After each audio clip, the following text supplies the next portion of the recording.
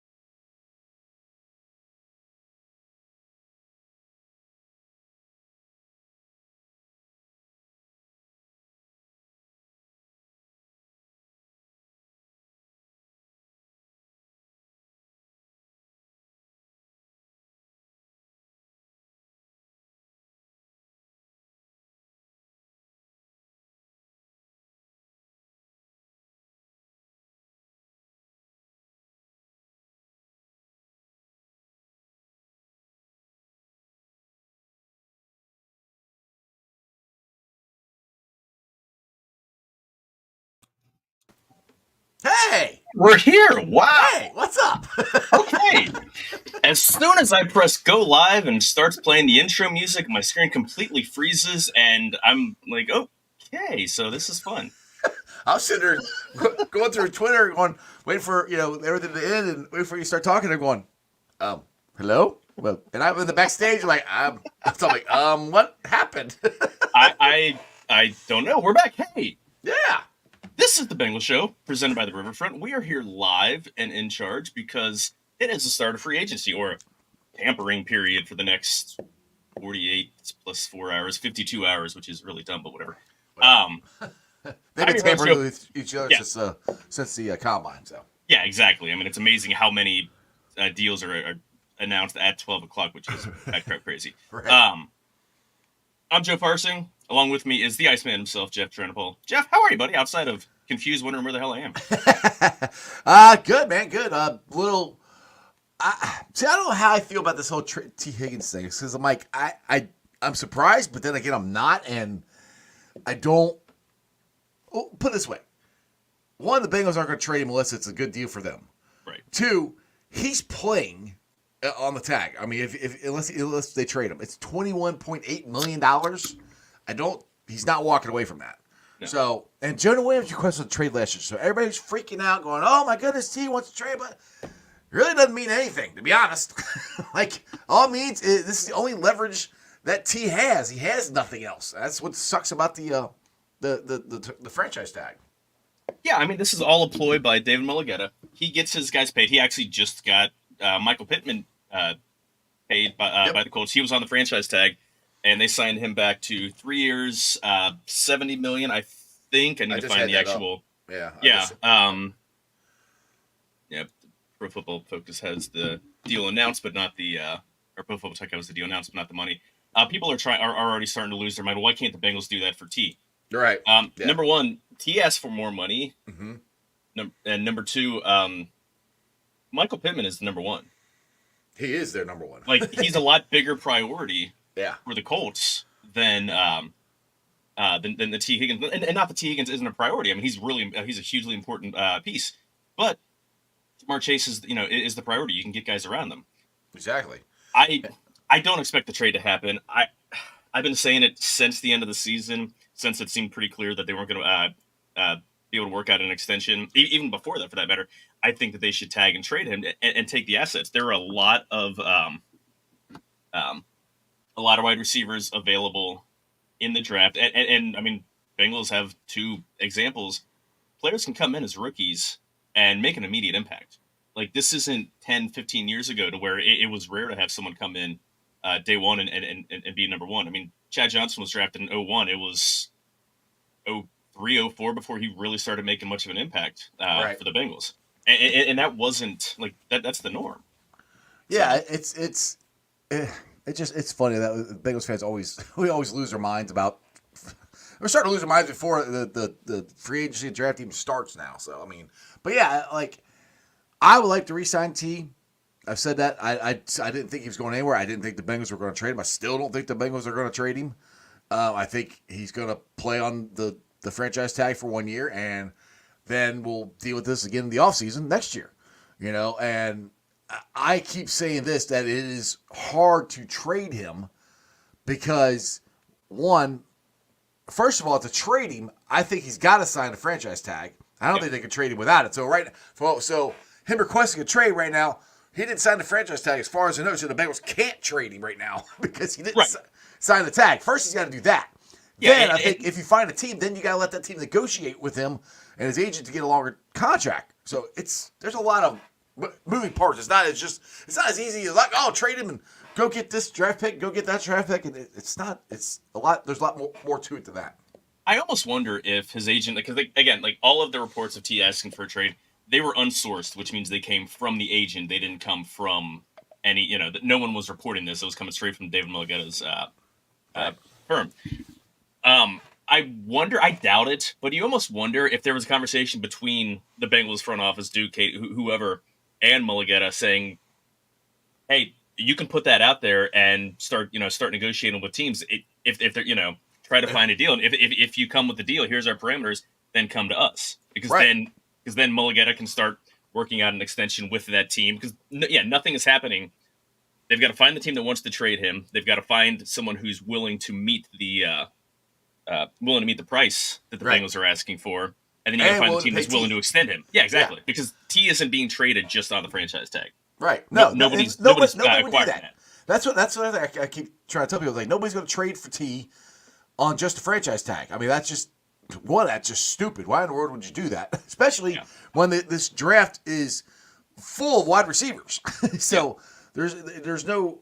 That's where another reason where I think it's hard for T to get what he wants because of the draft. So if they trade T, there's more likelihood of it happening after the draft when it falls out of if teams got wide receivers or not. If they need a wide receiver after the draft, then they might trade him. Which I don't think they're trading him. I said that from the get-go. I don't think they're trading him. I think he's going to play in the franchise tag. And I said, and the crappy thing is they can tag him again next year. I don't think they will because you got to pay Jamar and you're already paying Joe, but you can. Yeah, exactly.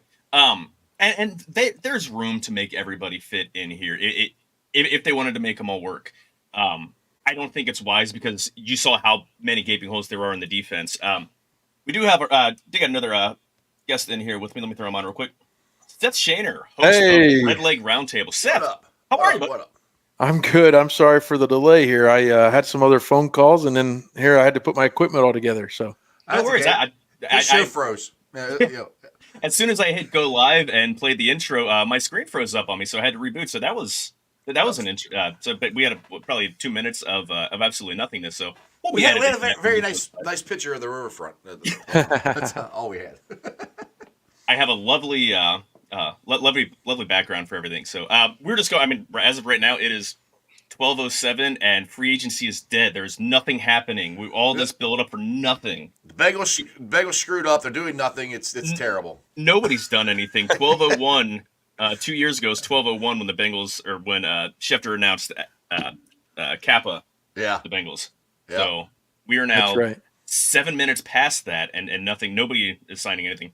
Are you guys surprised by the amount of teams that are bringing back their own? Like I don't. It seems like there's a lot more guys that are signing. I mean, Demario Davis just worked out a new deal for the with New Orleans.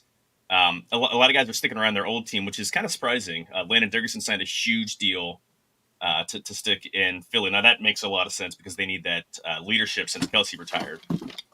But Well, I'm surprised because I don't remember it happening this close to free agency starting. Yeah. I think that's kind of where it's been kind of shocking. But the idea that some of these players weren't going to go to market, I guess, makes sense. But we had heard, I mean, not that the Bengals would have been after these guys, but we'd heard back in like January, Baker Mayfield was going to agree to a deal.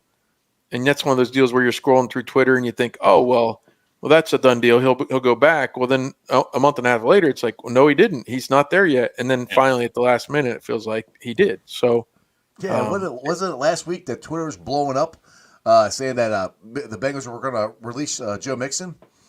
That still hasn't happened yet. yeah, exactly. Well, they've got, what is it? I think it's till tomorrow. I think, is it the 12th, Joe, that the deadline for his contract on a roster bonus comes up? I'm going to pull it up real quickly here because I can't remember. Because I mean, obviously, there's so many different time frames. Let's see, 2024. Well, and of course, did you talk about Russell Wilson signing with the Steelers? That affects the division. Yeah, haven't gotten there yet. Haven't got to that yet. Yeah, Bengals have a little bit of catching up to do. Ravens brought back, tagged, and then extended Metabuke. Metabuke.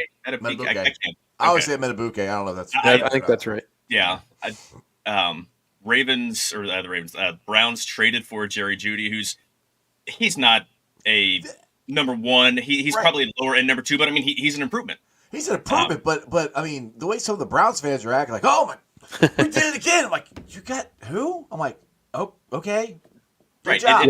He's a bigger name than a better player. But and then the Steelers bringing in Russell Wilson, which I'm still he's an improvement. I think I put him. I said, is that an improvement? And people are like, oh yeah, it definitely is. I'm like, okay. I mean, I don't know because I mean the Rudolph, I mean, played fairly good last year. I mean, I don't know. I don't know. Russell hasn't been good in 2 years. So well, I mean, what he had 24 touchdowns and 8 interceptions last year. Like he was solid last year. He wasn't great. He wasn't Russell Wilson of the Seattle Seahawks, but he also wasn't Russell Wilson of the 2022 Denver Broncos. Right. Well, a lot of that came in comeback fashion, as that Broncos team was pretty bad top to bottom. So that's, it is what it is. It's just interesting because the Steelers as an organization likely aren't going to ask the quarterback to be a hero. So is he okay with that? But the question is, or is he actually wanting to be the hero? So those two things. Him not having to be the hero, I think it's better for him because I mean that's pretty much how he was in Seattle when they were on their Super Bowl runs. Is they relied on their defense to run the ball. Yeah, but he always seemed to be pushing Pete Carroll to want to be more, and that was, I guess, one of the rumors as to why they went ahead and broke up with him. So maybe you see why people would let him do it here the last 2 years. Yeah, I mean, and he's 36 years old. It's I don't know. It makes the 2024 Steelers better. Mm-hmm. I don't think it makes the 2025, 2020, 26, 27 Steelers better because they're still looking for a guy of the future. Like, obviously, Kenny Pickett wasn't it. That was what a terrible quarterback draft, 2022. But you're hoping Russell Wilson can be a solid quarterback for a couple years. But they need him to be a bridge quarterback. Well, it's what they need. They need. Well, they need him to suck ass so they can actually draft somebody Mike Tomlin doesn't suck ass. So Right, and that's the thing. He never has a bad they need to bottom out. Well, we would love to see them bottom out for a long, long time, right? As Bengals fans, but but they're that NBA team that goes 41-41 every year and just can't get the lottery pick. And and at this point, that's why they don't have the quarterback that they need. Certainly, Roethlisberger was a top. They got lucky as hell with him. They got lucky as hell because he dropped to him. Yeah, exactly. And that's part of like they were kind of hoping that Kenny Pickett was going to be like that same kind of Roethlisberger mode. Like I would say diamond in the rough, but Roethlisberger was a different situation. He played at a small school. Like it's I think today if Roethlisberger came out with the same profile, he would have been top 5 pick. You look at his size, you look at his measurables and his strength. He would not have fallen that far. Kenny Pickett wasn't supposed to be a first-round draft pick. He was picked because they needed a quarterback, and they didn't, and they just didn't want to pass on, the best of who there was. So well, and if you notice in the draft, there's not that many second-round quarterbacks. Yeah, like what happens is the teams that need a quarterback either trade back up into the first to make sure they get them, and so you end up with quarterbacks that probably don't have first-round grades. They get taken higher. I mean, J.J. McCarthy's likely to be in the top 10 or 15. I don't think there's enough known about him to say for sure he's a top half of the first round guy, but teams that need a quarterback are going to push forward to get that guy. I hope to God he is. I hope Bo Nix is, because that just drops everybody else down for the Bengals. More opportunities for us to get that right tackle. I mean, Bengals are going to they're going to be in a sweet spot. Well, we're talking draft here when we're here free agency, but I mean, the fact that Michael Penix is rumored to be going up high, I still think Jaden Daniels is the best quarterback in the draft, but that's another story. We do have a signing here. Bears DeAndre Swift, 3 years, $24 million. I like DeAndre Swift. I would have liked him on a cheaper deal. I don't like paying running backs a lot of money, so I'm not too upset about that. But I think he's a really good running back who's going to be helpful. I don't know what they're doing at quarterback, but we shall see. He could have been a good option to pair with I'm blanking right now, the Illinois running back we had last year. Chase Brown. He could to pair with him or another draft pick. It's just another domino falling that the Bengals won't have back there. Joe, what's your thought on Joe Mixon? What do you think they should do? You asking me or Joe? You can go ahead, Jeff. You can go ahead. I don't know. I go back and forth. I'm like, my head says to cut him because you want to save that money, but my heart says to keep him. I don't know what they'll do. That's a hard one for me. I mean, they probably should cut him because you can get 2 running backs for the same as much as you're going to pay Mixon in the draft.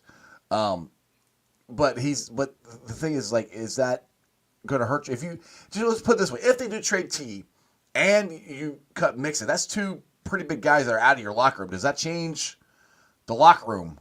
The atmosphere in there too much, from a Super Bowl team, a family, or whatever. I mean, would it hurt it too much to lose those 2 big personalities if you cut Mixon and you draft or trade T? Before I came on, did you talk about the Schefter report this morning on T? Yeah, that's pretty much all we had hit on. So I guess this could either be a fracture in the relationship, or it could just be the dance that takes place between now and a week or 2 into training camp, a la Jesse Bates, waiting to come. He didn't want to get hurt, before he absolutely had to be there.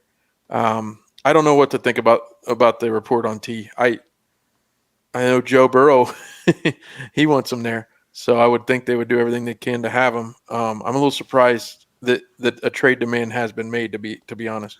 Well, like Joe said, it came from the agent, not T himself. Mm-hmm. So that's a difference. Good, Joe. Sorry. Yeah, it could be an off-season machination of these, and that's what when people started reporting, even before the regular season was over, how this could go down. To me, that's just noise until you get to about the 3rd preseason game or something like that, or right. the 2nd preseason game, and all of a sudden he's back in camp and all is well for 1 more year. I don't know. I'd have our time turning down $22 million. Yeah, he's playing next year He's regardless. He's playing whether next it's, year. Yeah. He's not going to leave if the Bengals can put their feet in the ground and don't move. So Which I don't. Mike Brown's very good at doing that. Yeah, exactly. The only question that I had was, and I don't know how much communication actually happens with the team and the agent outside of actual negotiations, and it seems universally accepted the Bengals are done negotiating with T. Sure. Was it the Bengals going to Mulligetta and saying, you can put that report out there and start negotiating with teams and come back to us to a team interested, and then we'll worry about the draft pick compensation. You worry about the contract. So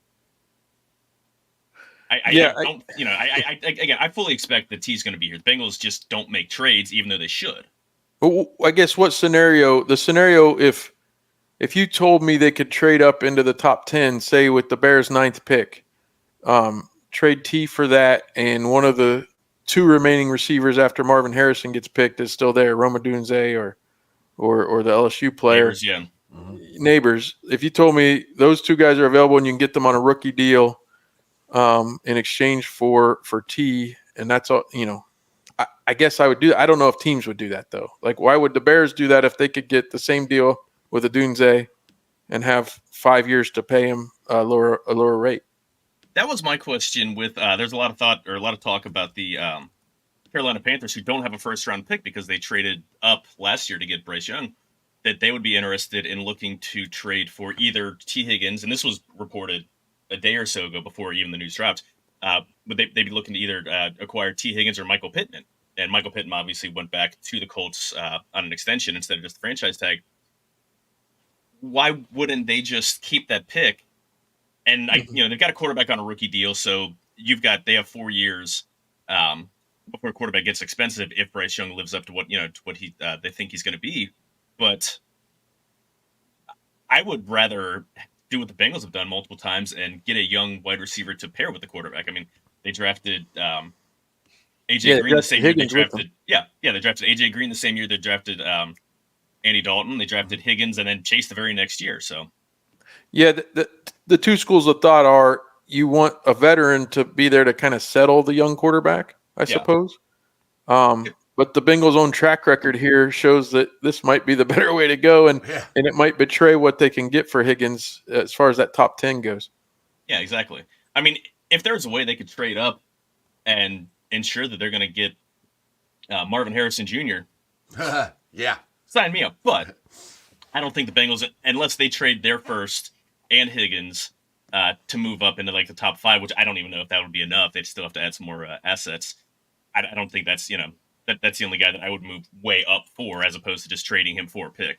And well, the Bengals are in a position of good negotiating here. They can sit there and say, we're not giving anything. We're not giving Higgins straight up for anything other than a top 10 pick, and they can just wait. And then that's why they probably don't ever make trades, is because they stand their ground so well. Well, let's say the Bengals have all the leverage. I mean, they don't have to do anything.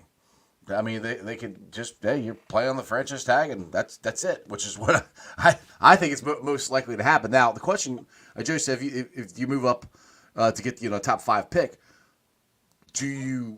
are you taking a wide receiver then, or are you fixing that gaping hole on the right hand side of your offensive line? Are you taking one of the top right tackles? We'll see how that plays out over the next couple of days. Because you can get a good wide receiver in the second round too. Yeah, exactly. I mean, it really depends on what happens in the next couple of days. And I mean, there's a chance that the Bengals can fill up a ton of their holes, so they don't have to pick. I mean, I would rather draft a right tackle and have that guy, so you're not looking every 2 years trying to find someone to replace, because you don't have that guy to where you're just kind of getting fill-ins. But a couple guys in the chat here. Yeah, I was gonna ask. Gonna put this up. Tim Daniel, our good buddy, host of Late Night Reds and Riverfront U.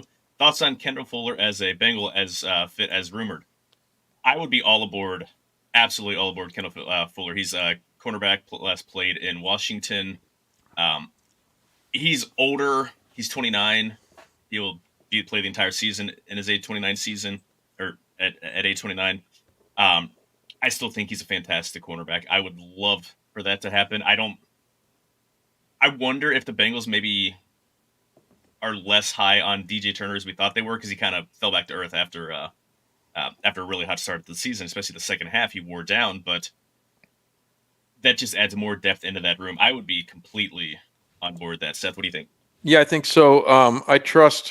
I often go to Twitter and just search out the writers or the people that I trust. And Ben Standig of The Athletic, he's covered Washington for a long, long time. And he says he's likely not coming back to Washington, and he's got the Bengals as the top of the list of the teams interested. So, and knowing who Fuller is as a player, I agree with you. And it doesn't hurt. I mean, certainly this team, even going back to the Leon Hall, Jonathan Joseph days, has had depth at that position. Mm-hmm. And if DJ Turner is your third or fourth guy, then I think there's nothing wrong with that and getting him to keep growing in the game. Yeah, I'm definitely down for it. I don't have. There's nothing wrong with ever having too much depth ever. So if it works out money wise, number wise, and he's under 30, that's I mean he's a year under, but he's under 30. That's the threshold for the Bengals. It seems like here lately. So I would definitely be down for it. Yeah, I mean it's more depth, more talent is better. But again, it's Mike Hilton is going into his last year of his deal. I don't know if any of those guys are kind of a slot corner type fit, but again, so long as the money, and I don't think the money's going to be super high. I think I saw like maybe 13 million or something like that. I would absolutely do that. Well, Fuller's last deal was a 4-year, $40 million contract with then Redskins, included a $12.5 million signing bonus. So he's had his bigger contract. And as you said, getting 29 is that scary fulcrum type age where this might be his last chance to get a decent deal, but he's not going after this. He's not getting a huger deal. So yeah, it might be the exact right time to get him.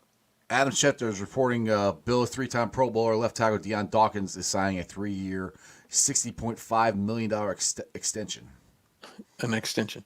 That's what's hilarious is literally 2 minutes ago, here's something from 12 minutes ago from Deion Dawkins that he put on his socials. It was good while it lasted, Buffalo. Excited for this next chapter of my football career. Wonder if it's okay to eat ranch now.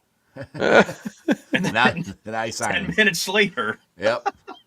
Well, $60.5 million will keep you on blue cheese for a long time, I guess. Yeah. I don't. Yeah. I don't think I like this. Even for $60 million. I don't know if I can handle it. I don't know. Malik Wright is reporting that the Lions have a serious interest in DJ Reader. As they should. That's a guy that I want to keep DJ. I know, and it's hard. I struggle to figure out like where the fit is in terms of when's he going to be healthy. This is his second major injury in a few years. Just for culture, I would love to keep that guy around. Well, that's why I'm surprised people are talking about him already, because I thought he might be a guy that would sign, later on, like June or something like that, because of the injury, because you don't know when it's coming back. I'm kind of surprised that other teams are seriously talking about him. Yeah, I think even for Reader himself, he could make more money later because he could prove that he was more healthy. Right. Or healthier. But of any team out there, I completely get why the Lions would, because they need help on the defensive front, and he's an absolute, like I said, culture guy that fits definitely fits what their coaching staff is trying to do. So that makes a whole lot of sense. I am trying to pull up Spot Track, which is a fantastic resource. Their servers have to be so overwhelmed. I'm trying to just pull up what they have listed as market value for Kendall Fuller. Again, I'd seen on a couple different places on Twitter that 13 million or something like that. But yeah, it's just spinning its wheels right now. Maybe that's what I'll blame. I'll bring Spot Track for my my computer going down on me earlier. So listen to this, Daniel Jugaport, I guess from The Athletic. He says, breaking, Patriots are close to trading for Bengal star T. Higgins. Ooh. Who's this guy? He's from The Athletic. Daniel Judge, EAPRT. Eport. Where do it's the Judge. The Patriots have that higher draft pick, don't they? Yeah. They're top 5. Because he said the writer for The Athletic, and it says no figure. So I'm No. It says parody. His account, it says parody. I don't know. Oh, yeah, that's the Judge Dan. Yeah, someone just put that on that here. got me on it. Got me on it. All right. Well, I'm sitting boy. there going, what? Yeah, welcome to got- Cincinnati, Joe Alt. Yeah. Although he's got 2,300 followers. No fake news. I'm confused. Are I there don't know. 2,300 people that followed him? My buddy Bengals and Bourbon retweeted it and put with the looking eyes. I'm like, what? I'm looking like, I always try to double check, see, okay, is this real? Is this fake? Who is this dude? This guy also said 23 minutes ago that the Patriots were signing Derrick Henry. So Yeah, so Okay. I don't know about this one. Yeah. Yeah. I think it's like a cross between Daniel Jeremiah. That's what I think. Yep. And Ian Rappaport. Ian Rappaport, and yeah. Well, lots of Bengals Twitter is retweeting this. Now Bengals Talk just retweeted it. The Don't fall for the cheese. Yeah, his profile pic is picture of Mac Jones. So yeah. And yes, Tim, the stupid checkmark rules. There's screw off Elon Musk. Like there's people go to social media to get reliable news sources. Oh, you can't figure it out now. You got to look. Exactly. That was the whole thing last week with the Joe Mixon news. I'm like, who's reporting this? I'm like, that's what I'm like. I'll believe it when I see it. March 18th is the roster bonus. So they've got a week.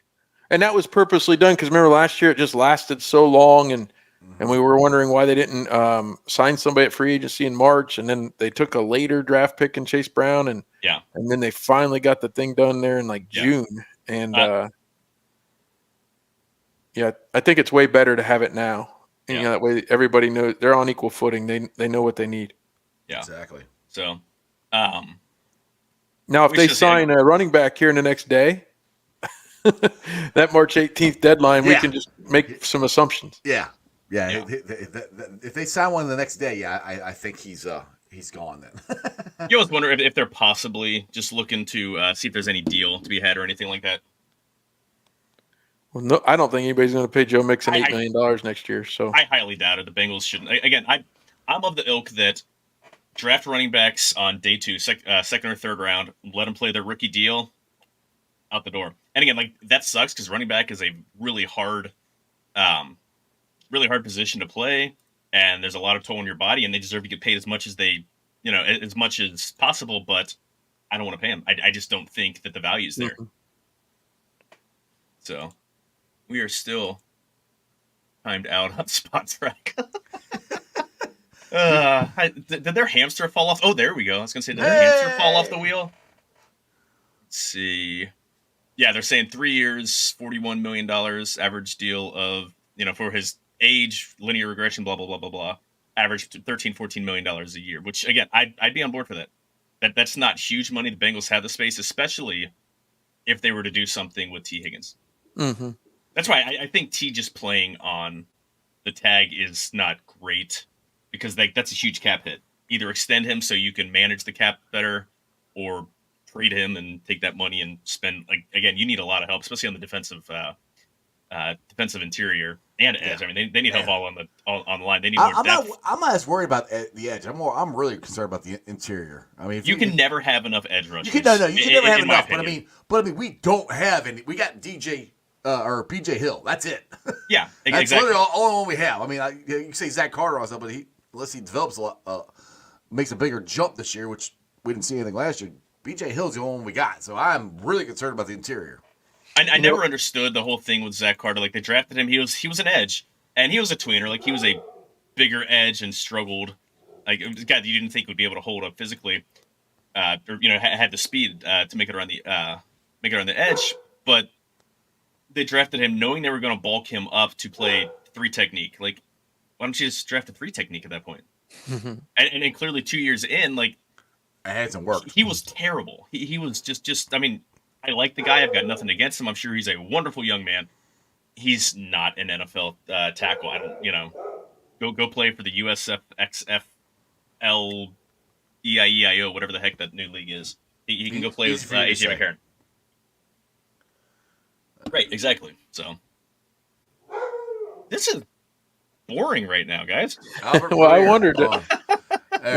Albert Breer's Dolphins got a nice bargain on tight end Jonas Smith, 2-year Oh, deal. John U. Smith. Yeah, he signed a couple Yeah. of years ago. Which, yeah, I mean that's decent money. I had so I did my my countdown of top 5 guys for I wanted the Bengals to sign. Number 5, I had. Actually, I forget my list. Wow, you think I'd be better at knowing my who my guys are? Number 5, Geno Stone as a safety. What do you guys think about him?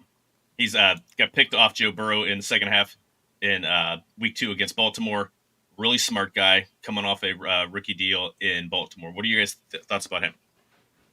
I mean, I don't necessarily like to take guys just so you can hurt your division rivals, but that would be one of my reasons for wanting to do that. I guess if you look at the Baltimore scuttlebutt through Twitter and in the news, he's had some issues over the years with tackling and things like that. It's kind of like as a Reds fan seeing a guy like Bill Hall for the Brewers, you're like, oh, why couldn't the Reds get that guy? But he only played well against the Reds, so Right. I don't know. I guess if you could weaken them, and Iceman, if you could tell me again the name Enabukuye or Adabuke? that was the guy from the Ravens I wanted. That, you know what I mean? I'm with you. That's who I wanted. You know what I mean? That would Yeah. weaken them and strengthen the Bengals. So Absolutely. I don't know that Stone would do that for the Bengals, but I don't necessarily think it'd be a terrible signing. It would be an improvement. I don't think the Bengals know what to do with Dax Hill right now. Mm-hmm.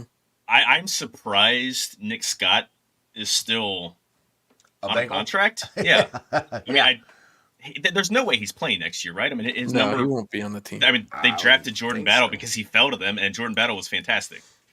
Yeah. Well, I mean, the thing is, though, like, for me, I want a veteran safety in that room regardless. I do like the idea of hurting the Ratbirds. But when you say he has tackling issues, that worries me because that was Nick Scott. He couldn't tackle anybody. He would be there and try to blow him up, and they'd bounce off of him and run for another 5 yards. Yeah, but to make up for his lack of tackling, he was also terrible at coverage. Yeah, exactly. Hey, going back on your Zach Carter comments, Joe, I was thinking of Draymond Jones, who was an Ohio State player, and he was a defensive end, but they kicked him inside, and he goes to the Broncos, and he signed a big deal last year with the Seahawks. Sometimes those guys work out as that 3 technique, and then other times they don't, obviously, because as you were saying, why don't you draft a guy who played the actual position in college? But Draymond Jones played on the outside throughout his Ohio State career and then kicked inside with the Broncos and got a nice payday. So it does happen.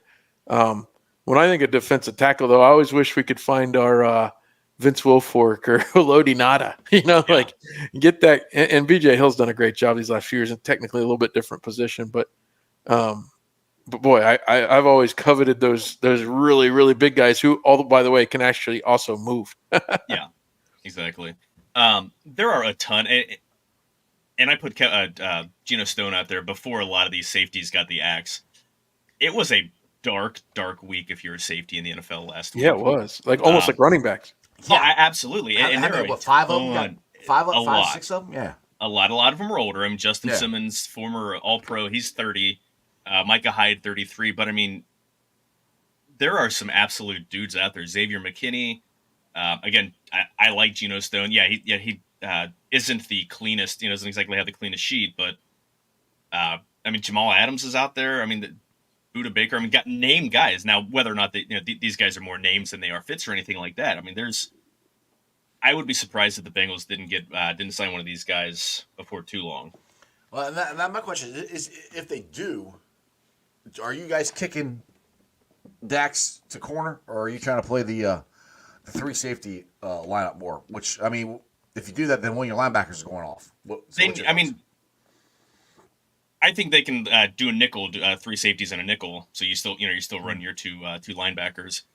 I think they need to figure out what Dax Hill is before, but they can't rely on him to be a safety because he's not a safety. He's not a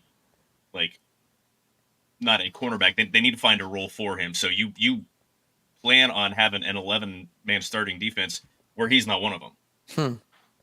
Well, if you go back to your Zach Carter argument, I mean, there's a reason he never played corner in college. Yeah. There's a reason he didn't play corner here. I mean, he was pressed into duty a time or two at the end of the 22 season. Yeah. But yeah, I don't know. There's a reason he's put there at safety. Would he be the heir apparent to Hilton if after Hilton's contract's that's what over? I think. That's what I think. Can he play? Can he play up at the slot? Can he start up at the line of scrimmage? Yeah, I think he could blitz off the edge. Yeah, I think he could be elite. He's fast. Yeah. Now the one thing I'll put this out there for you guys too is if you guys remember when Bates and Bell were in Lou's system the first 2 years, they weren't that good either. They didn't really start getting really good until the Super Bowl run. So to me, that's where I'm still kind of like, well, maybe there's some more to Dax. Maybe there's that they can improve upon it this year. That's why I haven't totally given up on him as a safety yet. I want a veteran in that room as a fall guy, or backup in case Dax doesn't improve. Well, Lou Anarumo's earned that right. If we've had, there's been coaches here before I wouldn't say that about, but Lou, if he says these are my two safeties, he in battle again. Mm-hmm. I might be skeptical, but I'm not going to question it completely until I see it on the field and can decide if we think, he's not that's not it. Right. Yeah, it's completely reasonable. I mean, I would not be upset if they go in with those two guys as their starting safeties. Again, besides Lou Anarumo having our trust as defensive coordinator, what's his background? He's a secondaries guy. Yes. Mm-hmm. So he knows what to look for and traits and ability of what you need in the backfield. So yeah, I absolutely would give him the benefit of the doubt. But they do need someone else there who's not Nick Scott to fall back on. And it's not Mike Scott, as you keep saying multiple times, Jeff. You've been good so far today, but usually you drop to a Mike Scott instead of Nick Scott. Did I say Mike Scott? You called him Nick today. I'm just reminding you ahead of time. Like I didn't giving you credit. Now you're gonna screw me up. Now you're gonna say Mike. Yeah, now you're gonna make me screw it up. Now you are welcome. Vikings are signing Texans edge rusher Jonathan Greener. Yeah, that's a good signing. I don't know what the money is. Probably more than the Bengals wanted to put out in the edge since they already have big money in Hubbard. Who they need to do something with that deal. I like Hubbard, but what he makes and the production that you get from him aren't compatible. I don't know. Did you guys report before I got on Travion Williams re-signing? Yeah. Yeah, I mean, I'm fine with that. He's making the league minimum for a veteran, and good special teams guy. So that means they're probably going to keep 4 running backs. Now, who the other guys are, I'm not really sure. Do got another question from Tim here. Best route at tight end, hoping you can get Bowers in the draft or go and get a free agent. What are your guys' thoughts on drafting the tight end in the first round? I will put that right there. I guess seeing how Kyle Pitts has turned out and seeing how all these guys are usually later rounds, I would say it's probably best not to. But knowing you don't have Tyler Boyd anymore and knowing you might not have T. Higgins this year or next, Brock Bowers as more of a – I mean, he'd be a tight end still, but he'd be as much a slot as anything, right? I mean, you play a lot of 12 personnel with him, I would assume. Yeah. I would love to see them play a lot of 12 personnel because it makes you less predictable. Knowing that, I would say I would draft him if he's there, certainly at 18. For me, I keep saying this. It depends on what to do at right tackle because right tackle we don't have a right tackle. There is no right tackle on our roster right now, so it depends on what they do at free agency. And if they don't sign one, which I think they will, then I'm drafting a right tackle. And even if they do sign one, I still might draft a right tackle. So that to me is more important. I mean, they should have drafted a freaking tight end last year. Last year, you drafted a damn tight end, and they didn't. So for me, I'm drafting a right tackle almost no matter what. I mean, even if Bowers is there, because you got to protect 9, and we can get. Joe has proven he can take these guys that are okay tight ends and make them look really, really good. I mean, look at Tanner Hudson. Tanner Hudson, I thought, did really well for the Bengals last year. Hayden Hurst year before that, C.J. Uzomah. So, yes, getting Brock Bowers would be elite. I think it would be awesome, but we need a right tackle. So that's kind of where I'm at. I can't get past that to drafting. And like you said, and Kyle Pitts, they drafted him, and what's he done? But he really hasn't had a quarterback either. My problem with tackle or bust is a lot of people are saying that beyond the first few, and so they're at 18, there might be first round tackles, but they might not be ready to play right away. Right. Well, that's why I might sign one. Yeah, you got to sign one, but yeah. This is win now mode, especially if you keep T this year. Yeah, that's why I don't know if I'm comfortable with having a rookie right tackle. That's why right. I So want to sign one. So I guess I would sign one, and even if it's a Riley Reef type, who's serviceable with the rest of the line that we have right now, I would sign one, and then if Bowers is there, I would still take Bowers, because Bowers helps you win now more than a tackle that sits on the bench all year and waits for next year.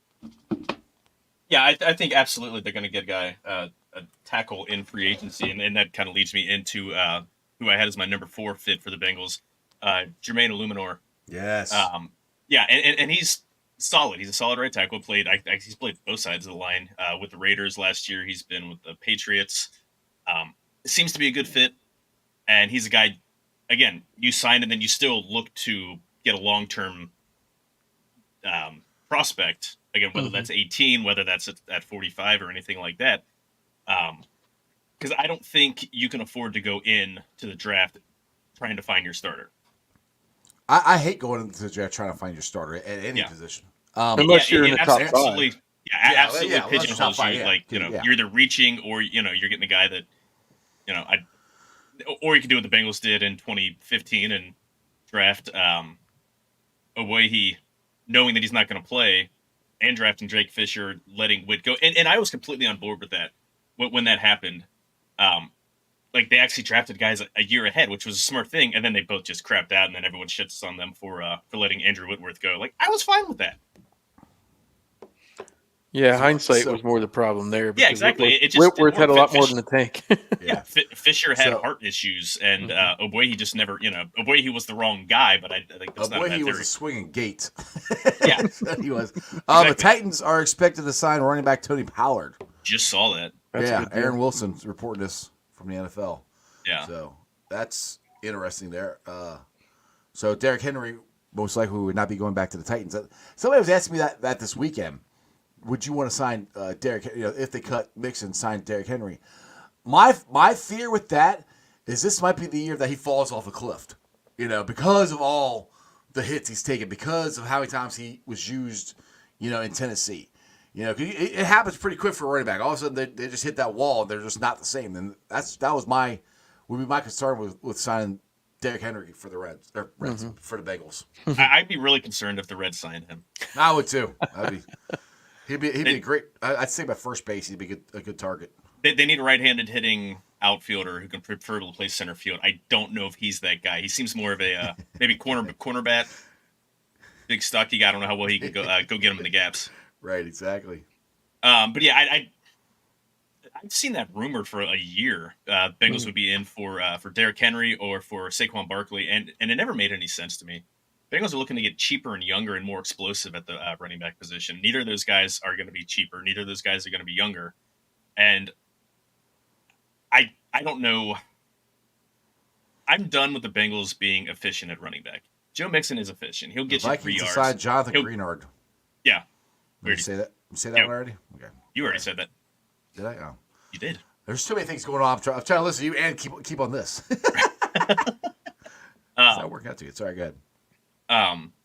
Yeah, I mean, I'm done with the Bengals getting 3, 4, 3 yards per. I want someone who's going to break off 20-yard runs. Who's going to rip off the 60-yard run for a touchdown. They haven't had that guy since Corey Dillon. I don't want to think it's been that long. I mean, that's been 20 years now.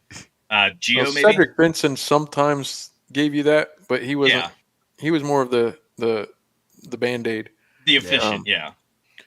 Because Green Ellis and Rudy Johnson didn't give you that, so it might go back to Dillon if you don't count some of the Benson runs.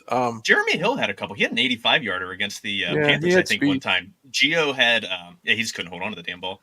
Gio had the wiggle to be able to. He didn't have the breakaway speed, but he had the wiggle to break out and bust long runs. I've expunged Hill from my memory as a Bengals fan. I don't know. I don't know who the guy is. Yeah, I've got an autographed football by him that my stepdad gave me that I tried to get rid of the day I got it. And that was when he was still with the team. Gee, thanks. You feel bad for him because, like, obviously the guy didn't, like, he wasn't trying to fumble. The only reason he was in there is because Ryan Shazier tried to take off Gio Bernard's head. But Well, I'm more irritated when he started trolling Bengals fans after he won a ring with the Patriots and didn't do anything. yeah, That I irritated don't think the he even crap out of me. played. He Did he even play. dress? Yeah, did he even dress? I have no idea, but he didn't play. I know that, and he's trolling Bengals fans. I'm like, dude, shut up. Well, Joe, we've talked about, I know the one night we got into a philosophical discussion about college sports, but we talked about the fact I'm an Ohio State fan. And as an Ohio State fan, I try to be as analytical as possible as, do I want the Bengals to draft this Ohio State player? And I remember the one guy I was on board for was when they drafted Jeremy Hill, I wanted them to take Carlos Hyde. And there was some mixed results for both players. Both had a 1,000-yard season here or there, but neither of them became great NFL players. So I guess, and the one I was really wrong on was Billy Price. So I am very guarded because he was got just us BJ Hill. Yeah. yes. The return for him was great, especially my son and I were at the Vikings game, and to see that BJ Hill interception in person was really cool. So What's your thoughts on Ohio State's tight end? Tate Stover. Yeah. He's good. He's very good. He's very I guess one of the problems I'd say is he's a lot like Billy Price was because I think of him as very strong and tough as nails and those kind of things. He's a farm kid.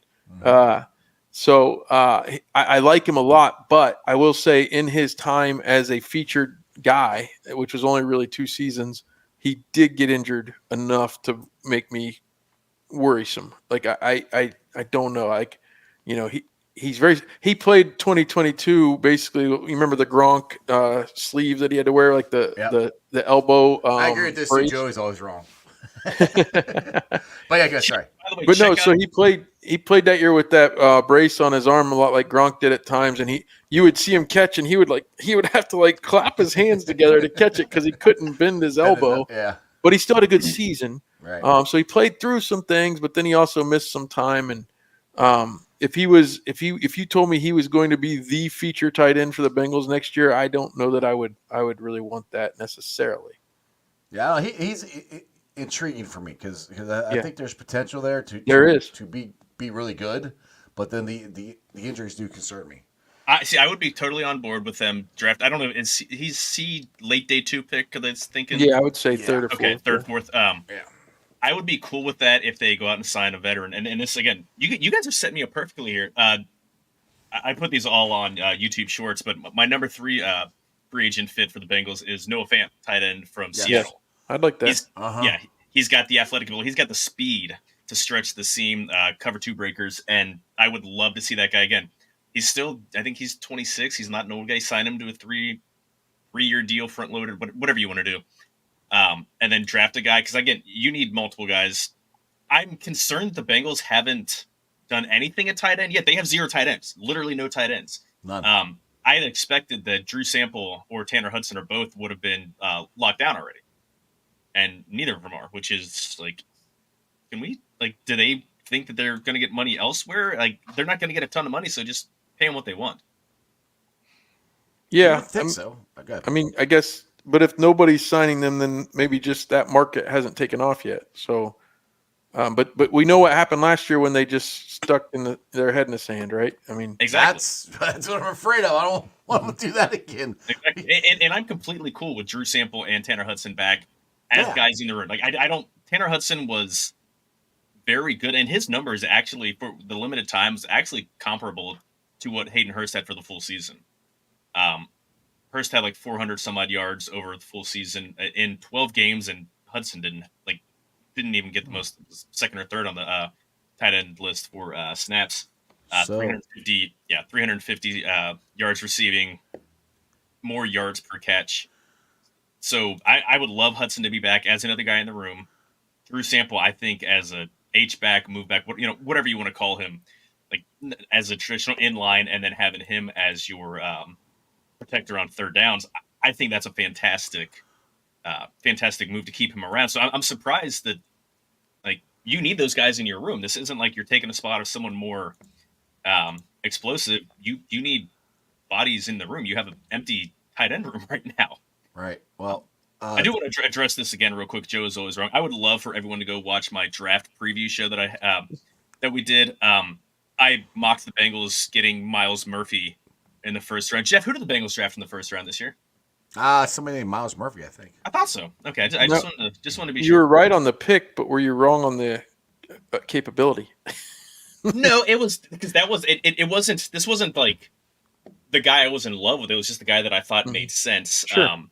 He was drafted for 2024, which again I would have loved for someone else to have made that pick because the Bengals needed more of an impact, more of an edge impact. And I think they expected Joe Osai to have a bigger year, which he just was a ghost until the very end of the season. But did you guys see that the Packers released a 5-time All-Pro left tackle, David Bakari? Yep. Yeah, no, he's old. But still, they released him. I know. That's I'm seeing people already like saying like, "Oh, Bengals!" Like, no, don't leave him alone, Bengals. He's old. Tony Pollard's getting 3 years, $24 million. That's less than what they were paying Derrick Henry, but you have a huge armed quarterback, and I love Tyjae Spears, like the guy they got out of Tulane last year. Jonathan Greenway's getting 4 years, $76 million. I saw that. The thing with Pollard though is he's younger, so yeah. I mean, he did not have a great season last year. No, and maybe that I don't know if that gave him a smaller deal, but 8 years per man, I don't. Well, who knows how it's structured? They may be Yeah. releasing him or restructuring it after year one, for all we know. Yeah, exactly. This is all just fake, phony money anyway. Guaranteed is what really is important, and you're not going to find out the bulk of that stuff until Wednesday, until they can start putting pen to paper. Man, Swift and Pollard, $24 million. Jeez, that's a big damn. like, wow. That's cray, man. Mm-hmm. Again, that makes Mixie look cheap. good on money. Like good on running backs for getting money. Mixon looks cheap, but his production isn't with those guys the last year or so. So exactly. So I don't know if it does make him look cheap because $8 million, as he's older than those guys too. Yeah. Everybody's retweeting this thing of Daniel. Whatever. Judge Port, whatever. Yeah. So I'm not the only one that got. Like that year that Adam Schefter, somebody spoofed him with just one letter different. Yeah. Always in why am I spacing on Rosenthal, writer for baseball writer. Who am I? Ken, yeah. Yeah, Ken Rosenthal. Totally. I was going to say Trevor. That's the reliever. The dirty Ken Cardinal. Rosenthal. Like they would put Ken Rosenthal, THAI, and like people were like it looks. At least when there were check marks, like actual earned verified check marks. Like, what are we doing? But again, just look at. I got a check mark now because you had to pay for it. Yeah, well, right, and look at if you're confused, look at the follower count. Mm-hmm. Like that's the best way to do it, people. That's that was the whole thing with the Joe Mixon thing last week. Everybody who was reporting it were not like legit. To me, like I said, legit sources. They weren't. It wasn't Schefter. It wasn't Ian Rappaport. Paul Dehner Jr. was all about the Bengals needing to. He didn't say anything about it. Well, right, but he was like he had the articles all about the Bengals need to move on from him. But so I think it's a better than likely chance that they're gonna move on from him. But until they do it, you assume he's going to be on the team because they don't. That's why I just said last week. I'll believe it when I see it. I'm not saying it's not going to happen. I just I think this is the dance that has to be done apparently when you get tagged. Hey, I wanted to, if I could share, a week or two ago I sent to a friend of mine who's a Bengals fan, but he's not a college football fan. So often I'll come at him before the draft and say some things about college guys I know about that he hasn't looked at yet. Here was my wish list on March 2nd. And I said the pick at 18. I said these guys are guys I would take. Brock Bowers, we've already talked about. J.C. Latham, the Alabama tackle. That's the guy that I want. And then Byron Murphy, the defensive tackle from Texas. he's my number 2 pick that I would prefer to have. So another point I would make that goes in with your theory on not paying for free agent running backs.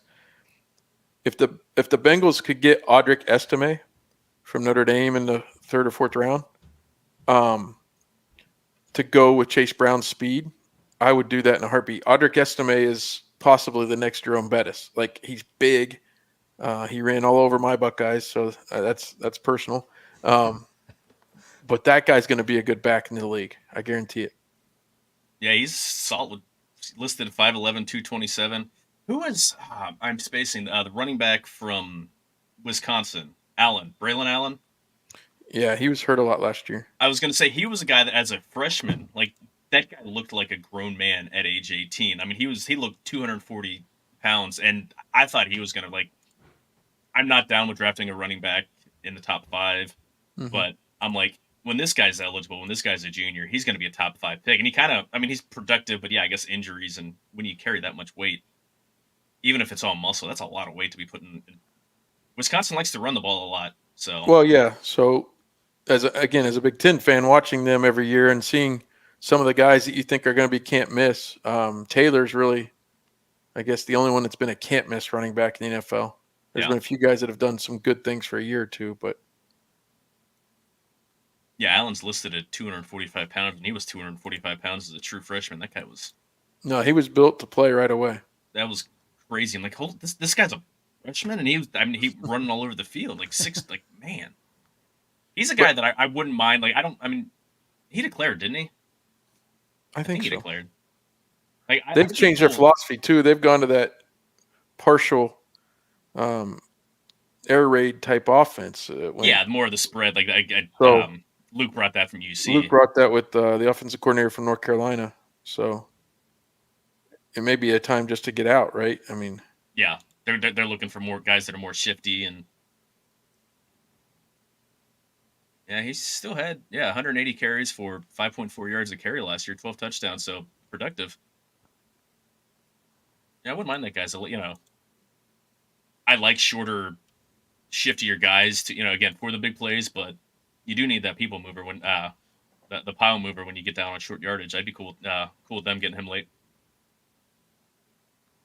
Again, somebody do something. This is. I'm sitting there scrolling. I'm like, there's nothing happening. I'm like, I'm like, why is my screen not refreshing? Nothing's popping. I'm like, oh no, it's current. There's just nothing. There's nothing there. I'm like, we had stuff popping up for like 14 hours ago. I'm like, okay, that's my kids are off school today, and I told them I'd come on with you till 1 and probably have some things to talk about, and then take them to lunch or something. And I'm like, Exactly.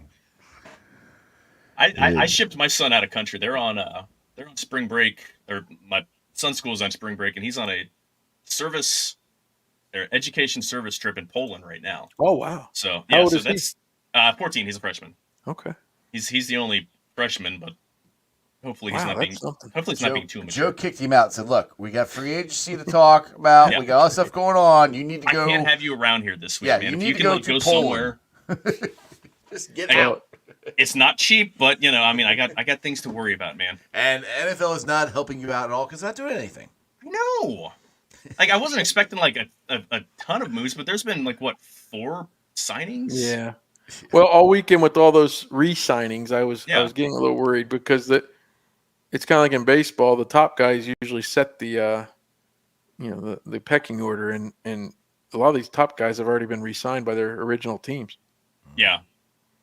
A lot of the top guys in baseball are still out there halfway through spring training. Is that what this is going to turn into? We're going to be halfway through training camp. It's going to be like Isn't that crazy? week 2, and Christian Wilkins is going to be finally deciding on a team. So he was real quick. My number 2 picks for who the Bengals should sign, and I guess this one isn't sexy. I had Tommy Townsend, punter for the Chiefs. This is a spot they need to improve, and you can improve at punter without spending a ton of money.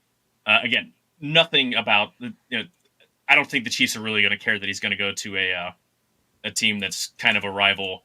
But Bengals have been kind of wandering. I mean, Huber was mediocre his last couple years. Drew Chrisman wasn't anything, and Brad Robbins was terrible last year. That was bad. That was so bad. they're going to bring someone else in, and if you're They're going to not drafting one though. They're not drafting one. Yeah, it would be an undrafted free agent, or just go out and get a guy that you know can do it. He was an All-Pro. Like, punters don't really age until they get old, and of the guys that are out there, he's he's only 27 anyway. He's the youngest free agent, or one of the younger free agent punters out there. Like, you need someone who can launch it 55 yards downfield and totally flip field position. Screw this 40-year-old pop punts that are supposed to with all the hang time, so there's no return. No, flip the field position.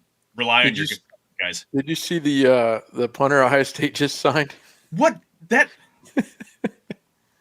freakishly gigantic, like 6'7". I mean, UC has a 6'7" guy that looks like he weighs 110 pounds. He's 250. This guy's 6'7", 250, and punt like they said 90 yards or something. Hey, yeah. The Bengals have re-signed tight end Drew Sample. Okay. They're really cool. Well, they had to do that. I think so. Jeff, perfect timing for you to comment on that, and I know you got a boogie out of here, but what are your thoughts on Drew Sample? I know we already talked about him. But. No, I'm fine with it. Like I said earlier, I'm hoping they re-sign him, which I'm glad they did, and re-sign Tanner Hudson, and then add to the room. If it's Brock Bowers, if it's Noah Fant, add somebody to the room, and hopefully they'll do something else here sometime soon. Yeah, Ben Baby and Charlie Goldsmith both say it's a 3-year deal, so his time going year to year is over for now. He had a good year. He had a good year last year. I mean, he did. He showed athleticism. He had that catch and run. I'm like, that touchdown. Who was that guy? Yeah. He's like, wow. But was that was that Buffalo? It was a night game. I think it was Buffalo. Was it? I remember. I think it was Buffalo. Anyway, Jeff, you might be right. Final words. Final words. Hang in there, Bengals fans. I think T. Higgins is still gonna be a Bengal. I don't think they're gonna trade him. I'm hoping we sign. My thing is I want a right tackle. That's what I want. I want a right tackle.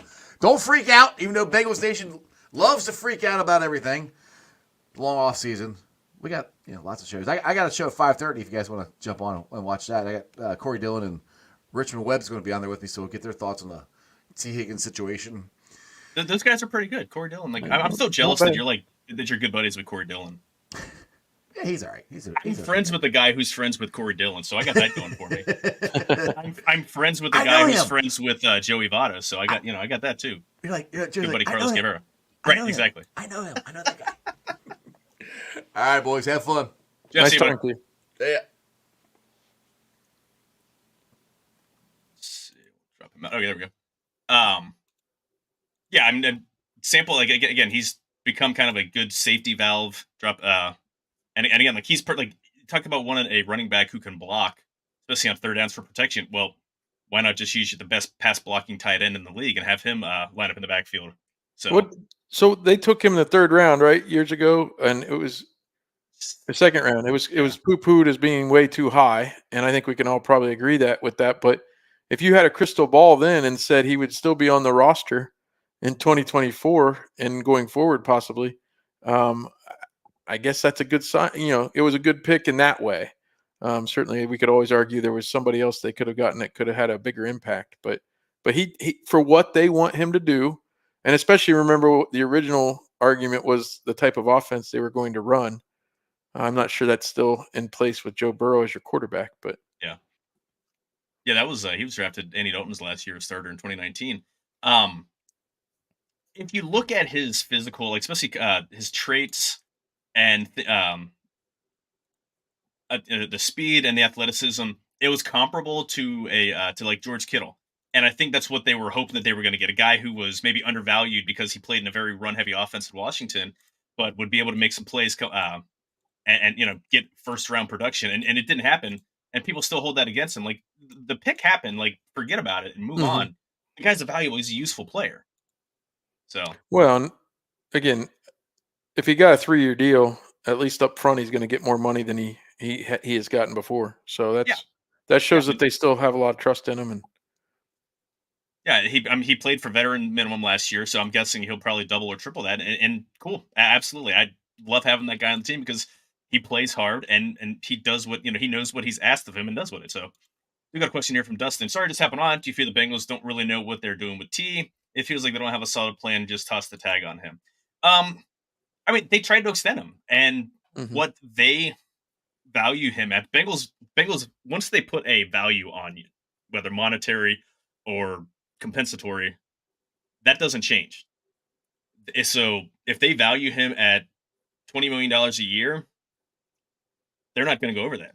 Well, And yeah. I mean, the tag is 22 million, right? But I mean, whatever they value him at, or if you want this amount of guarantees, Bengals outside of Burrow and Orlando Brown, they don't, and they need to change up a bit, but they don't have a ton, don't put a ton of uh, guarantees.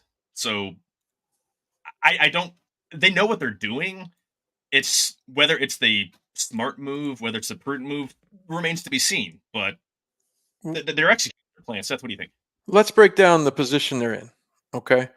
They're in a position where they just paid Joe Burrow a lot of money to keep him as their quarterback. And that has to count against the cap in a certain way, even though the cap goes up. They're also in a position where, as much as we love T. Higgins, they have a better receiver on the roster named Jamar Chase. And he's a little behind him. He was a first-round pick, so he'll have the fifth-year option and all that. But they'll soon be negotiating that long-term deal, and they likely will give him the long-term deal that Jamar Chase deserves. The problem then going forward is there are other teams who may want to pay T. Higgins, these teams that don't have a Jamar Chase.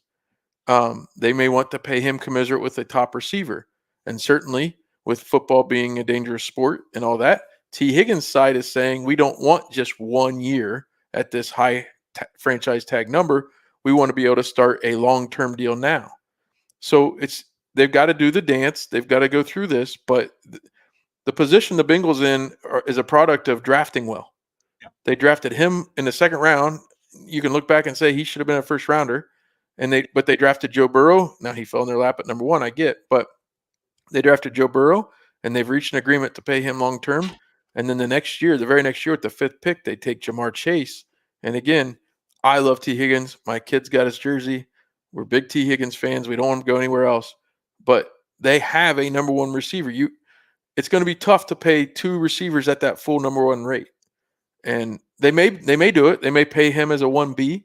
But as of now, the dance they've got to do from here until the season starts is that of waiting on this franchise tag to be signed by Higgins and getting into camp whenever that might be. Yeah, and this is, I mean, I don't have any issue with how they're doing this. What I think would be a mistake is for them to do what happened with Jesse Bates, and he ends up walking away. And they kind of got.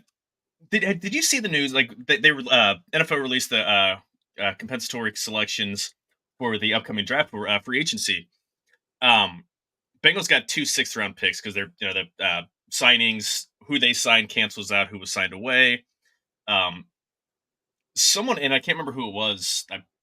If I were actually prepared for what I'm supposed to be doing here, I'd have that up.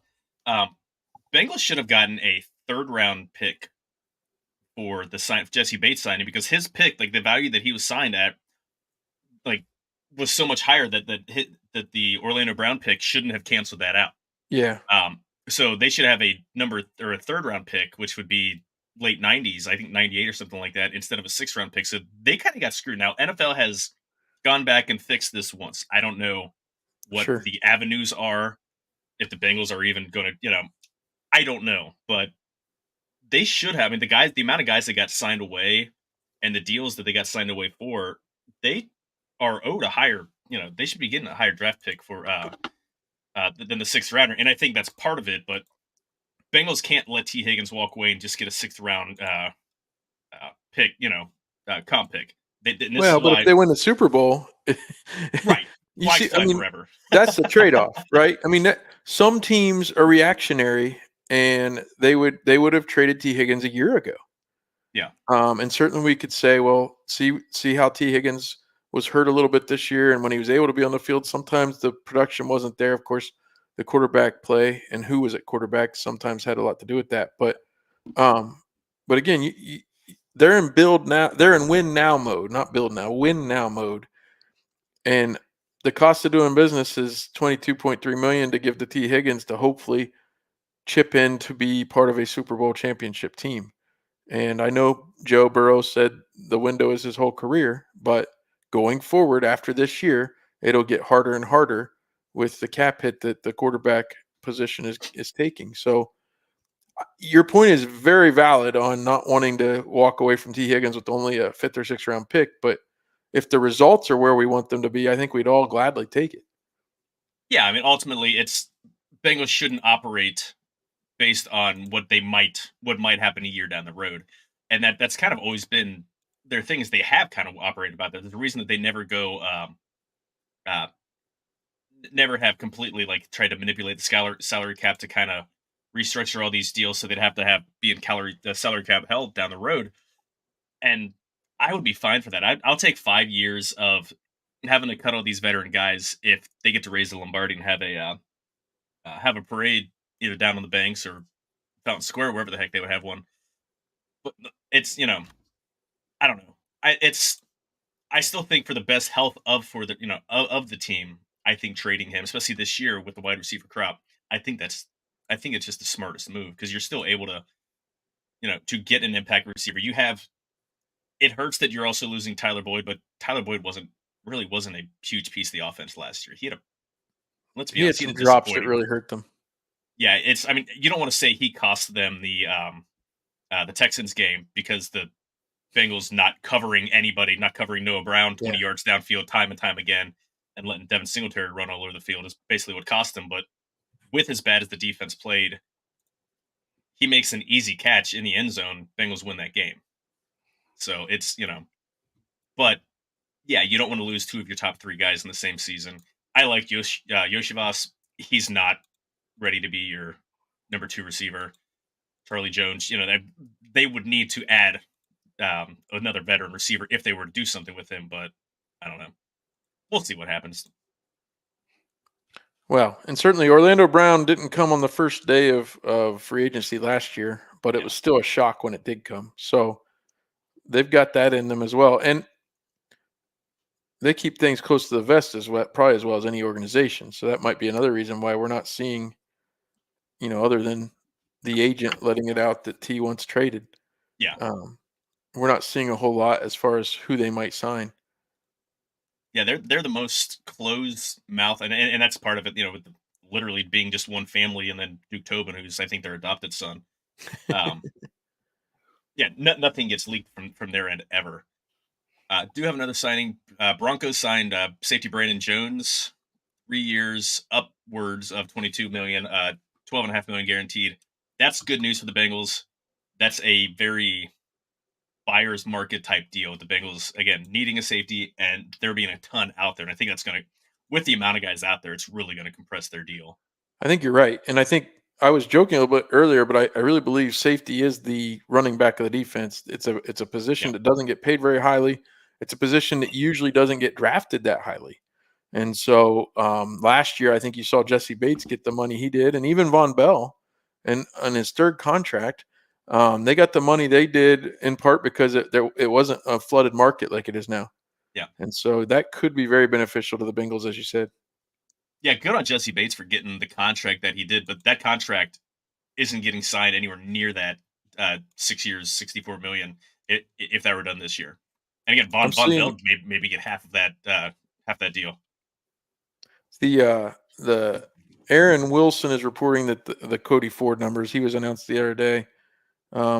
Jay Morrison says it's a slight raise from 1.1 million last year. He's making 1.3 million this year. Yeah, so a little bit of a bump of the vet minimum. So, and again, I don't know. I was surprised when I can't remember what game it was. I think it was the Arizona game that Orlando Brown went out with a hamstring or some minor injury. He was back the next week, but Cody Ford was the first guy off to play left tackle, which was really surprising because they brought him in to be a guard. But it's fine. Like he's useful. And he's Orlando Brown. I mean, they went to Oklahoma together, so yeah, they vouch for each other, I guess. Yeah, exactly. Dustin got another question. Lions are going hard at Reader. Would not be surprised if we lose him. Yeah, we were talking about this earlier, and I'm surprised that his market. Who knows what it's going to end up being, but I'd be surprised if his market accumulates this early because where is he with his rehab? So, yeah, I mean, he's got to show that he's healthy, and I think that's why I said earlier. I think he could earn more if he waits till June, And I think the longer he waits, the better the chance he comes back to the Bengals. If he gets signed before the draft, the Bengals aren't getting him back. Yeah, exactly. And I don't think I would. I'm cool with him. I would love to have him back, but I would not be upset at the Bengals for not signing him if someone were, if someone were to come out and sign him in the next couple of days. Like, I get it. Bengals were a terrible defense with him last year. Not, without him. Yeah, I mean, obviously you don't want to make a weak spot even worse, but you don't know where he is. But we'll never know the answer to this. But had he not gotten hurt the way he did, the chances the Bengals would have kept him anyway, because they don't do the third contract usually at a larger rate. That's why Von Bell is gone. Yeah.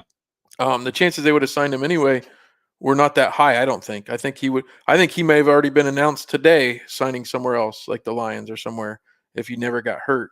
And I don't think the Bengals likely would have gotten to bring him back then. And actually, him getting hurt maybe raised their chances of bringing him back at a lower vet, maybe a pillow deal, 1 year with some incentives, that kind of thing. I was just going to absolutely add that him getting hurt makes it more likely that he comes back to the Bengals. I still don't think he probably is, but it's a much higher chance. Jaguars signing wide receiver Gabe Davis to a 3-year deal. That Jaguars have a lot of weapons. Are you surprised that Trevor Lawrence hasn't taken the leap to become like that guy yet? He was, I mean, when he came out of high school, when he was in college, he was like the best college prospect, and immediately this guy's going to go 1-1 when he's eligible. And he did. He was, he had a great career at Clemson, went first overall to the Jags, but he's been good. Yeah. For someone with all of his physical ability, he hasn't he's been, I don't want to say underwhelming, and he's going to get a huge contract in the next handful of months, but I kind of thought he'd be, that he'd be up in that upper tier, and he's not. He's second or third tier. I wonder if you didn't have what Joe Burrow did on the record, especially as Bengals guys, if we'd be a little more friendly toward the progression of Trevor Lawrence, because Trevor was that can't miss guy from day one. As you mentioned, Joe had to really go through the process, right, of getting to LSU, played 1 year at LSU that was okay, and then he was just amazing that last year. Yeah. But Trevor Lawrence stepped in partway through the first year and took a team to the national championship game. And certainly, as a Buckeye fan whose cousin went to Clemson, I have a hard time being objective here with that part of it. But I think if we didn't have the right now mentality that we have as a society, I think we didn't have that. And then we didn't have a Joe Burrow who tore his ACL as a rookie and came back his second year and went to the Super Bowl and has beaten Patrick Mahomes multiple times and went to the FC Championship game his third year in the league. If we didn't have that, I think we'd probably say, well, Trevor Lawrence is probably on track. And you mentioned he has weapons. He does, but I think they seem to continue to sign number 3 wide receivers and put them in. And Gabe Davis, I thought he took a real turn down last year with the Bills. I didn't think he was nearly as good last year as he was the year before. He's always been a name that I thought, well, maybe 2 years ago I would have thought, well, if Boyd's gone, maybe you bring him in to Cincinnati. But then as I watched him play last year, I was underwhelmed completely. So I don't know. The Jaguars weapons probably 1 to 5 as far as receivers go are good, but they don't have a Jamar Chase and they don't have a T Higgins. So I don't know. Like I said, I think at the end of the day, if there wasn't a Joe Burrow on this planet, Trevor Lawrence may be getting a little more slack. Maybe, but then you think about how many quarterbacks have come in and performed pretty well. Now, that was an underwhelming quarterback class, 21 class, with Justin Fields, Trey Lance, Wilson. Yeah, Zach Wilson. And Mac Jones. Yeah, I mean, underwhelming class, but look at the 2020 class. You have Joe Burrow. Obviously we're probably higher than everyone else on him because he's our guy, but Tua Tagovailoa, he's been really good. Justin Herbert, people get on him, but his numbers, and maybe he's Dan Marino. Who knows? but the guy just puts up a ton of numbers. And then you have Jalen Hurts. So it's, Yeah. I remember in 21, a lot of the like even PFF folks that Chris Collinsworth would quote, and then some of the draft guys, at the time they said they would have had Trevor Lawrence slotted behind Joe Burrow, but ahead of everybody else in the 20 draft. So by that expectation, you're right. Perhaps he should have done more. Well, let's remember he was saddled with Urban Meyer as a rookie. yeah, And that that's did not that's go such well a at growth. all. So that's an entire. I mean, you could argue that's worse than what Joe Burrow had happen in Game 11, where he tore his ACL, because at least up to that point, Joe had kind of gotten into the system and they had worked on some things and had some flashes, right? Well, Yeah. then in year 2, he went to the playoffs and did a good job. Trevor Lawrence did. So I don't know. I guess I think you're probably right, but I think because of expectations, he was expected to be from day one walking into Clemson. He was expected to be much more, and he's not. He's not Peyton Manning, who had kind of a mediocre year in year 1 and then was off and running with a Hall of Fame career. He isn't the Peyton Manning that maybe people thought he would be. Yeah, he's a good but not great quarterback, and it's just maybe I kind of expected more, and again, like it's you're holding up high standards, but when you're drafted a 1-1, you had those high expectations. Mhm. He still has the most fabulous hair of anybody in the NFL. I mean, the guy has hair commercials, and not just because he's got a gigantic rat's nest like Troy Polamalu did. I mean, he has silky, luscious hair. But Well, I guess let's think about though. Like, would you take him over third year or going into fourth year Jared Goff? He was the number 1 pick. that's a weird class with Jared Goff and Carson Wentz, because those guys had pretty early success and then Yeah, just they had fell team off the success. yeah. But I mean, even individually, I mean, Carson Wentz was, yeah, he got hurt when and they won the title with him injured, but he was like he was Pro Bowl. Not Pro Bowl doesn't mean a whole heck of a lot anymore, but he had a great season. Now Jared Goff, I'm happy to see his, I don't want to say renaissance, but I'm happy to Right. see him have success afterwards, because I mean, he kind of just got dumped so they could get Matthew Stafford, and it worked out well for everybody and for all sides Well, it's year to involved. year. It's like the NBA. Like, if you're tanking this year when there's no Wembanyama, then you're crazy. What are you tanking for? Yeah, But it's the same with quarterbacks at the top of drafts. Now, Bryce Young, we're still out on him, I think, but certainly CJ Stroud looks like a can't miss guy at this point. yeah. Damn. My number 1 pick for the Bengals free agent is Christian Wilkins, and Gone? he just went to the Raiders. Mm. That's upsetting. That was the one that all the quote unquote experts that cover the Bengals didn't think would happen anyway because of the cost. Yeah, it's 4 years, $84 million guaranteed. Wow. 110 base, and David Mulligetta as the Yeah, he had it agent. But first. yeah, Wow, So- he did that. good. I mean, good on him money wise, but okay. Like, there were rumors that he was talking to the Browns, so Browns don't need anybody else. On Yeah, their we don't need defensive them to have line. anybody else on the line. They've got enough freak shows. That's so. We'll see what happens from here on out with the rest of the guys. And there's still plenty of guys out there. We'll see. Again, this is just underwhelming. Yeah. Or whatever you want to say. And there's still plenty of guys out there. I'll ask you this: who's your number 1 pick of who who you'd like the Bengals to pick up? On free agents? Yeah, free agency. Sorry. Yeah, I'm in a tight spot here because some of those guys have already been re-signed by their original teams. I wouldn't argue with Fant. Dresses a need. I didn't do enough research to tell you what tackles are available and who I think they should take or try to sign. I think by need, though, right tackle and tight end are the 2 biggest needs. Although the defense, I don't blame the Bengals for not paying Christian Wilkins $84.75 million in guarantees. That's a lot of Big guarantees. pill to swallow, man. Joe Goodberry tweeted he averages like 4 sacks a year, LMAO.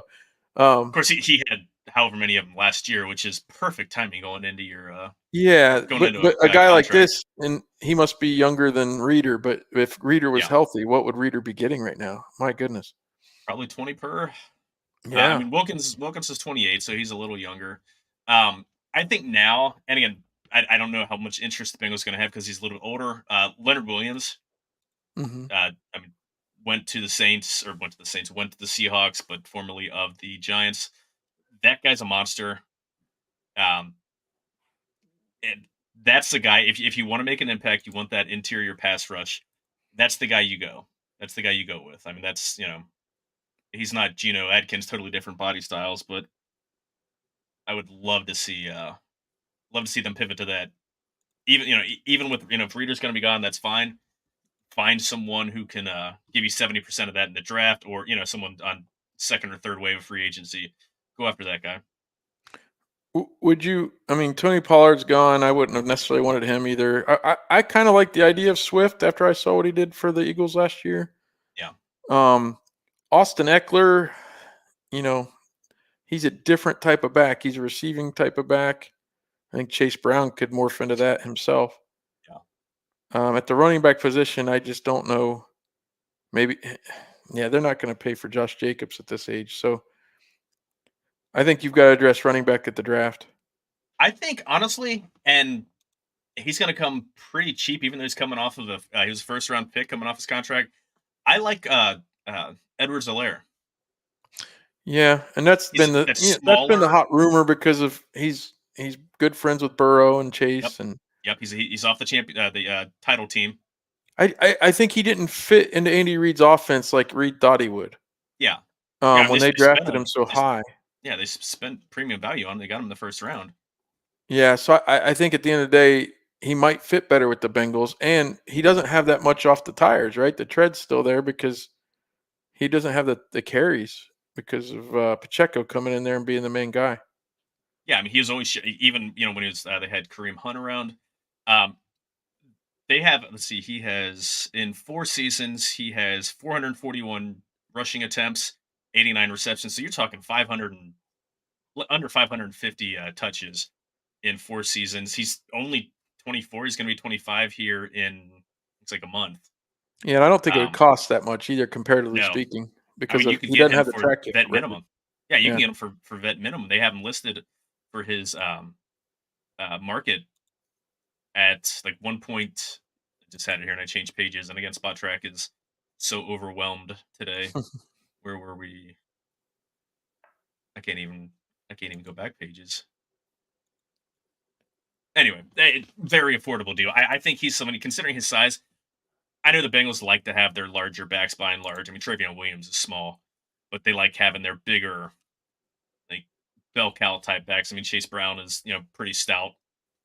Yeah, they got market value at 1.6. I would absolutely do that. Oh yeah, I guess that is the exception I would make, and I don't know I didn't really get in on the Mixon discussion. I think it's probably time to walk away from Mixon, in my opinion. I thought so last year. It's again, he's fine. He can still help a team, but he'd be a lot more valuable if this were 2004 instead of 2024. Well, but they've had to basically adjust how they've used him, and he did a great job 2 years ago at catching the ball more than ever. Yeah, And again, he's always going to get, if you need 2 yards, he'll get them. yeah. Um, but he's not breaking the longer runs anymore, and he was a guy that could really take the ball up and down the field at one time when he was younger. His longest career rush is 61 yards. Like Yeah, that's I don't want to say underwhelming because but he I he can't returned run punts and 60 kicks yards at downfield. Oklahoma, and Yeah, he was again as a Buckeye fan, he ran one back in the 20, was it 16 or 17 down there at Oklahoma. Ohio State won the game. That was Noah Brown had 4 touchdown catches. He jeez. got drafted that day, basically. Yeah. That'll definitely help your draft status playing a premium or versus a premier out of conference opponent. So, all right. So let me ask this side here. Dustin's got another question about Doug Peterson, a wildly overrated coach, hasn't unlocked Trevor at all. I mean, obviously Peterson won the Super Bowl in Philadelphia, and then they let him go and he moved on down to Jacksonville. I think he's a decent coach. It's football coaches to me are like baseball managers. They're 5 good, 5 bad, and the rest are kind of just in the middle. It's just like they're as good as the roster around them. Yeah, there were a lot of people though when the Eagles won the Super Bowl that wanted to give Frank Reich more credit. Yeah. But Frank Reich's burned out at 2 places, and he got fired in year 1 at Carolina this past year. Now, we could argue if that's fair or not, and Dave Tepper being a unreasonable owner and all that, he's paying 3 coaches right now. I don't know. I think 2022, the job that Doug Peterson did with that team was pretty remarkable. That Jaguars team, they were right there with the Chiefs, right in the divisional round. Yeah, that And was the Chiefs went ahead and won and got to play the Bengals and beat the Bengals. That's when Mahomes got knocked out. Right, Mahomes was hurt. Todd Collins had to play for a little bit, and you could argue argue. You're right. I'm sorry. I'm mixing up Michigan quarterbacks. Wrong Michigan quarterbacks. Chad Henne. They're both about the same age. Not. Yeah. But no. So you could argue that Peterson didn't take advantage of that opportunity, but on the other hand, they went toe to toe with the eventual Super Bowl champs, and I'm impressed with that 2022 season. And this past year didn't go the right way for them. And maybe you could put down the coach because a lot of times, what do you do the year after you go somewhere? That's why Zach Taylor deserves some credit to me because 2021 they go to the Super Bowl and 2022 they're on the doorstep again. He gets credit for that in my opinion. And so if you want to take Doug Peterson credit away, that's fine. But I was really impressed with what he did with that team that he inherited from Urban Meyer. Yeah, and I think coming down the stretch, Lawrence was injured. Like he, he was playing hurt. So, and when obviously the Bengals saw it here, when you don't have your quarterback at peak health, like you're limited. So they crapped out and absolutely, they had they had the division title and everything locked up, and they had let it slip away from them. But I don't think he's one of the top 5. I don't think he's one of the 5 good coaches, but I don't think he's one of the 5 bad coaches. I think he's in the middle, and you put enough tools around him. Again, they're adding a lot of receivers. They've got Evan Ingram and Calvin Ridley and Christian Kirk. I forgot about him for a second. Like they got plenty of guys, so maybe they're trying to do the Bengals model, just loading up with the amount of tools around him. I'll be happy to take Evan Ingram off their hands if they need to make some space. That guy, he had almost 1,000 yards receiving last year. He's a dude. But, remember though, he won a Super Bowl with Nick Foles as a starting quarterback, and they defeated the Patriots. Was it the year before they beat the Patriots? Ended up beating the Falcons, or the year after? Like it was, and 18, I think it was. So before. So they won a close game against the Patriots in a Super Bowl, and that's not easy to do, as proved by 28-3. They came back and defeated the Falcons. So, I've got to give. But if I was a Jaguars fan, I could probably make 100 arguments why I don't like Doug Peterson. So, I think your point is probably correct. He's not elite, but he's fine. The year after 28-3 was 51, and then 52 was Eagles over the Patriots. And the Philly special play was cool, and as I mentioned, Nick Foles was a Super Bowl winning quarterback. So that still floors me. He's up there with Hostetler, Dilfer, Hostetler, Brad Johnson. The guys that are just like, that guy won a title. Yeah. And it took John Elway until he was like 75 years old. Dan Marino never won one. Man. Well, but that's why we probably shouldn't always give the quarterback so much credit, because certainly when Dilfer won it, they didn't score a touchdown for like 7 games in a row during that regular season. Yeah, totally different game in 2001. I mean, they were terrible offense. It was hand the ball off and throw it to Shannon Sharp and don't screw it up, and then let Ray Lewis and Ed Reed go take care of business. But Ed Reed was still there, or was there at that time? Yeah. Okay. Wait, when they won the Super Bowl in 2000? Yeah, in 2000, that was. I don't think. No, Ed Reed was not there yet. Yeah, he was still at Miami. That was Rod Woodson was there. Okay, I'm trying to look at the roster. I'm like, I couldn't remember. He was. Ed Reed was on the 2002. Was he on the 2002 No, Hurricanes? Ed Reed won in 2001. They won the Okay. national title, and then when Ohio State beat them in 02, Sean Taylor? Sean Taylor was Okay. the top, was the big time safety. With what was the guy's name was Blades, I think, was the other safety. Yeah. They had about 175 draft picks on those two teams, and they only won one title. That's what floors me. Well, they probably should have won in 2000. They lost early in that season, and then they railed off all those wins. Yeah, Um, I will still argue that they should have won in 22. That flag came about 5 sure. minutes late. But realistically, Ohio State had a lot of younger guys on that team that eventually got drafted. Like, if you go back and look at the number of draft picks between Miami and Ohio State total, it's unreal. I You mean, can fill out a pretty good NFL roster outside of quarterback. yeah, Ken Dorsey. Yeah, Ken Dorsey and Craig Krenzel. Like neither of those guys did. And they both played in the league, so good for them. But Sure.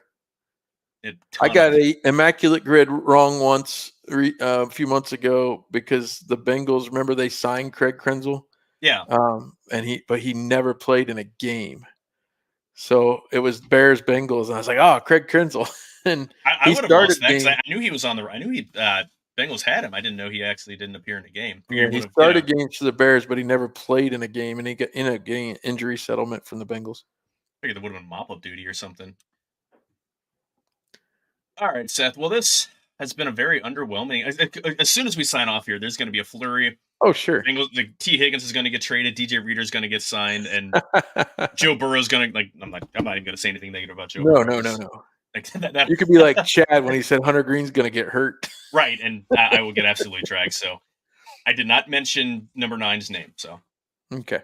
but I think again this was so much slower than I expected. Not even just with the Bengals overall. Just Right. There's been what 7 guys that have been and again like free agency doesn't even technically count until it doesn't even start for another 2 days. But yeah, it's the been some bigger names, misnomer. They're allowed to tamper now.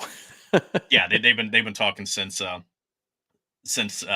final whistle at the end of overtime on Super Bowl Sunday. So Well, that's why it's funny when they sign Kappa and Karras. It's like literally 1:01 p.m. We're announcing it. Wow, amazing how quickly they can make those phone calls and get them taken care of. So Yeah. all right, Seth. Any final thoughts before we get on out of here? No, I'm not that surprised. I guess, as I said, because of all the players that re-signed with their previous teams this weekend. And I guess as I kick it back to you, I might say something we didn't say earlier. The raised cap could have something to do with that. Like the fact that the cap's grown so much, not just last year to this year, which is the biggest ever, but really over the last 2 years, it's grown significantly. And you think about that, and it might be easier to pay a Chris Jones if you're Kansas City now that the cap is going to be higher than you might have anticipated. So that's my guess as to why that is, but it's also making this afternoon less fun. And like we said, hopefully for the Bengals' sake, to me, they track down a right tackle in the next few weeks, and maybe some defensive tackles as well. And again, Clyde Edwards-Helaire, we both agree, would be the perfect running back signing. And if they don't get him, I think we wait till the draft. Yeah, most likely. So I guess one more thing I'd ask, would you predict, I think they will cut Joe Mixon on the 18th or by the 18th. Do you predict that too, or do you? I think as soon as they get somebody agreed, or that they come to an agreement with a running back, or as soon as they come to someone who's they're going to need that money to have earmarked somewhere. Mm-hmm. But yeah, come the 18th, I don't expect him to be on this roster. It makes too much sense for him to be just for them to move on to him. Like they already renegotiated. He's not going to take less money. Right. So well, farewell. So long, Auf Wiedersehen. So long. Okay, God damn it. Oh no. It's been too long since I've seen The Sound of Music. So long, farewell, Auf Wiedersehen, goodbye. That's it. So. All right, Seth, this has been fun. I appreciate you coming on, talking free agency, but we will get out of here for now. Everyone, check us out, riverfront.com. Big one tomorrow, releasing the next Red Leg Roundtable, Scott Williamson. Ooh. 1999 Rookie of the Year. I talked to him last Reds Fest. Got his Okay. autograph. Absolutely, like an absolute fun guy to watch. You never knew where how far in front of the plate the splitter was going to bounce, but you knew they weren't going to hit it. I'll say he said some things that most people might not have said. So the stories he tells, both in his opinions about certain players and managers and front office members, as well as maybe some of the colorful language he used in the interview. It's certainly something that's worth checking out. It's a loaded with great stories, and he is a talker. So it's a nice long Red Leg Roundtable edition. I can't wait, Seth. You do a fantastic job getting the guys you have, and awesome job with the interview. So, everyone, we'll see y'all next time. All right, thanks a lot.